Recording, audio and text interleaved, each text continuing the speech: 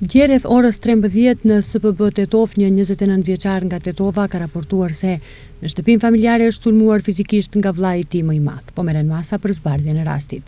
Dje në ora 17:40, zyrtarët policor në SPB Tetov e kanë privuar nga liria një 65 vjeçar nga një fshat i Tetovës, pasi sipas kallëzimit paraprak në shtëpinë e tij kishte sulmuar fizikisht vajzën dhe nipin e saj të mitur. Pas dokumentimit të plotë të rastit do të parashtrohet kallëzim përkatës. Dje në ora 19:40 në fshatin Zhelin të Tetovës, policia e SPB Tetov ka arrestuar një 54 vjeçar nga Zhelina, pasi sipas denuncimit paraprak në një autobus kishte kërcënuar me mjet të mpret një qytetar nga i njëjti fshat. Dje në ora 14:18 është raportuar se në SPB Tetov për një aksident trafiku. Në rrugën rajonale Tetov-Piro ka afër fshatit Pallçishti poshtëm. Në aksident janë përfshirë një vetur BMW me targat Tetovës e drejtuar nga një 50 vjeçar nga Pallçishti Epërm dhe një motociklet me targat Tetovës e drejtuar nga një 22 vjeçar nga Pallçishti poshtëm. Nga aksidenti, motociklisti ka pësuar lëndime të rënda trupore, ndërsa bashkëpunëtari i tij 9 vjeçar ka pësuar lëndime trupore.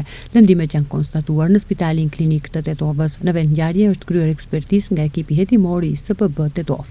Sot në mëngjes rreth orës 1:25 në SPB Tetov janë paraqitur vetë një 21 dhe një 19 vjeçar nga fshati Trebosh. Sipas raportimit, më herët për shkak të mosmarrëveshjeve me disa persona të tjerë, kishin sulmuar fizikisht një 31 vjeçar nga Tetova, pas çka e kishin marrë një çantë me para, dokumente personale dhe sende të tjera.